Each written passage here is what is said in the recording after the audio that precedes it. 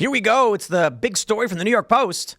Biden wanders away at G7 summit before being pulled back by Italian prime minister. This video is wild. It's already got 10 million views because we're all deeply concerned about the mental capacity of the president of the United States. Here you go. Here's the video. Oh, is there no audio on this? Or is our audio just not turned on? Is our audio on? Oh, okay. I guess it's just no audio. Here you go. Here's Joe Biden, and he just, for no reason, starts wandering off. And you can see her get more and more concerned, try to act like it's casual. And then she has to grab him and pull him back in like... Yeah, facing the wall. Look at his face. He didn't even know what's going on. They make excuses for him every step of the way. He has no idea what is happening around him. He's just gone, man. And what does everybody say? It's elder abuse. This went up today at 1 p.m. It's got 10.4 million views already. But then, of course, there's this video. You probably saw this one. This is when Joe Biden I don't know how you describe this. I'll just play it for you.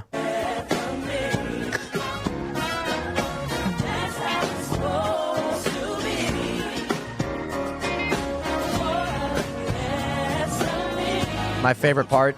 Okay, so for those that are just listening, you got all these people, they're dancing, they're smiling, they're clapping, and Joe Biden is frozen. And look at his arms. That's the weird thing. His arms are like slightly sticking out and bent and not moving. But here's the best part. Watch this.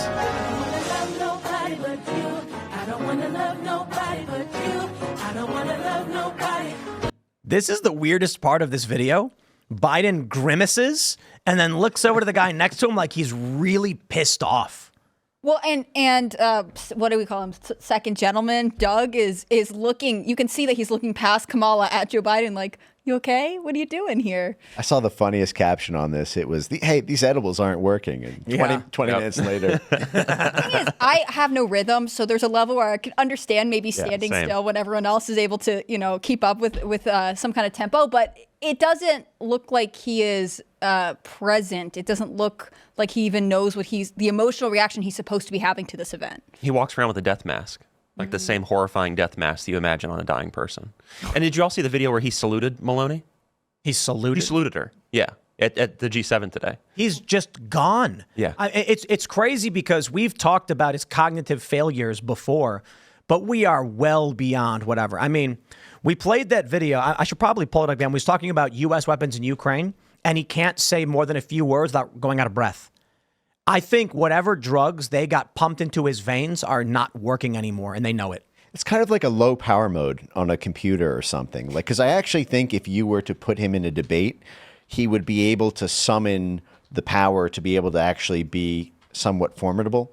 But that he sort of gets that by being in effectively sleep mode for the other 98% of the day. And, he's sort of like a device that is old and worn out and just has to conserve that. But this is one of these things where people have said that about Biden for a long time. I remember the Paul Ryan debate where Mitt Romney was looking like he was on track to potentially beat Barack Obama. He won the first debate. And then Biden, who everyone associated with being sort of slow and prone to gaffes, absolutely spanked Paul Ryan, basically turned around the Obama campaign. And, I wouldn't underestimate that aspect of Biden still having a heartbeat, but these are definitely funny. I'm going to play this clip. This is the interview he had with David Muir. I don't know exactly what this clip is, right? So we know that at some point in the interview on ABC News, he mentions, he gets asked by Muir about U.S. weapons being authorized to be used in Russia. And he sounds absurdly out of breath. So what I did was I searched for the clip just now, and I grabbed a random segment from the interview, which I don't know where it's specifically at, but I'm going to play it. Let's hear how Biden sounds. Lost on us where we are today, what these brave young American sons did 80 years ago. And we know what we're witnessing in the world right now, the wars, the deep divisions at home. What do you think these American heroes can teach us right now about meeting this moment? Stand up, tell the truth, serve your country. Imagine what they had to come through. I was here 30 years ago, came in on a landing craft. You could see from out there what they saw here. The idea that they got off those boats They got off those landing craft. Many of them died, sinking in them. I come across that beach as long as it's just astounding. It's astounding. But what it says to me is how critical alliances are. How critical alliances are for our security. Man, that one was not the worst, but that was pretty bad. You can hear his heavy breathing. He sounded like that when he was throughout that stop in Normandy. He was addressing like kind of a gaggle of reporters at one point. And it had this like breathy, almost to the point where I had to like check to see if he has a history of asthma, which I think maybe he does. Like if you're having some kind of weird allergic reaction, I don't know. It was odd, but it's also not the change that I always see in Biden. I feel like his voice has gotten lower. He doesn't have the same cadence that you see from even when he was running with Obama. But that one in particular, it was just so odd and sort of all of a sudden, and it seems to have gone away. He's concerned me for 40 years. He's not a decent man. He's a dictator, and he's struggling to make sure he holds this country together while still keeping this assault going. We're not talking about giving them... Yo, it's crazy. You can hear him Yeah, every step of the way. It's weird.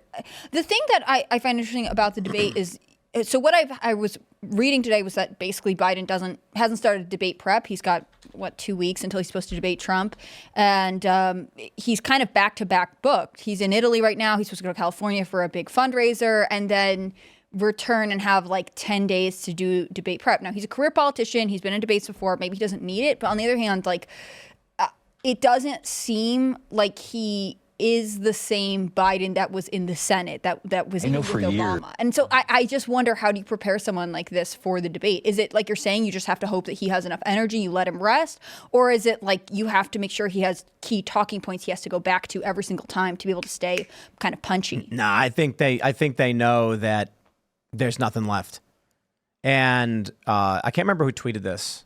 Man, I feel bad. They said that they're going to sink Biden, but they're going to focus everything in terms of the shadow campaign, mail-in ballots on senators and members of Congress so that they can impeach Trump and target Trump, go after him that way, because they're not going to win the presidency.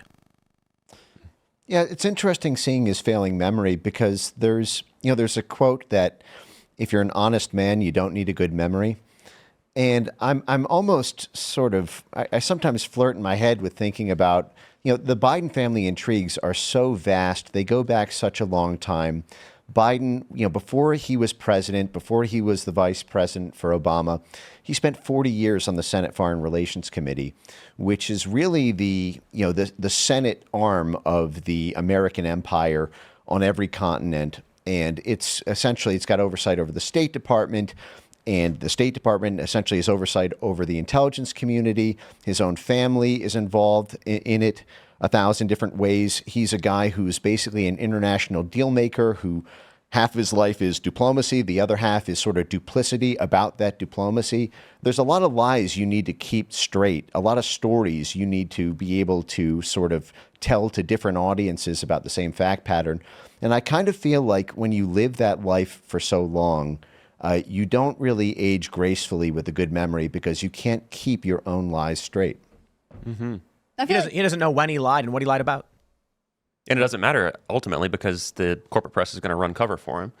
And I mean, but the thing is, I think that at this point in his life, he's sort of running on the fumes of his 50 years in government, and he's still kind of like mastered substanceless speech, even though he can barely speak or get it out. Like this, there's no substance to what he says, and it's just like second nature for him.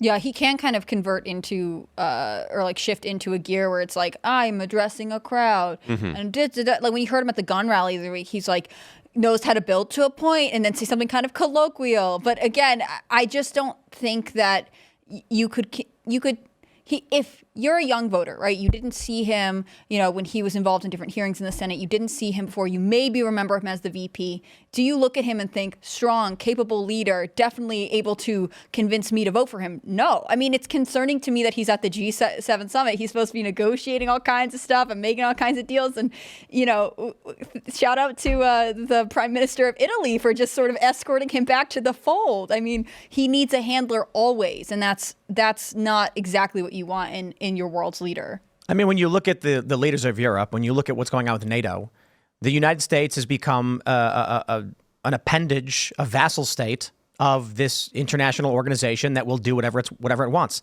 You've got international volunteers. I mean, geez, in Ukraine, fighting the war, flying the Ukrainian flag. They're not Ukrainian, but they're fighting there. Who's paying them? What are they doing this for? They're not doing it for free. If they are, okay, well, then I stand corrected. Volunteers. There's something else there. Joe Biden's brain don't work. This country is running effectively as, I don't know, we are being forced along by a corrupt Congress that won't do anything, an executive branch that doesn't exist, and a Supreme Court that can barely get its head straight half the time. I mean, Roberts doesn't even know what he's doing. And then you've got the liberal justices like Ketanji Brown Jackson doesn't even know what a woman is. So we desperately need to make this country great again. And there's a lot of people who are like, the country was never great, blah, blah, blah. And I'm like, dude, I don't know, man. Look, I guess great could be a semantic definition where everything the threshold is. How about functional? Make America functional. MAFA. Make America functional again. Because, wow, this is like Joe Biden shows up to the G7 summit. And it's like he's not even there at all. He's just bumbling about, confused.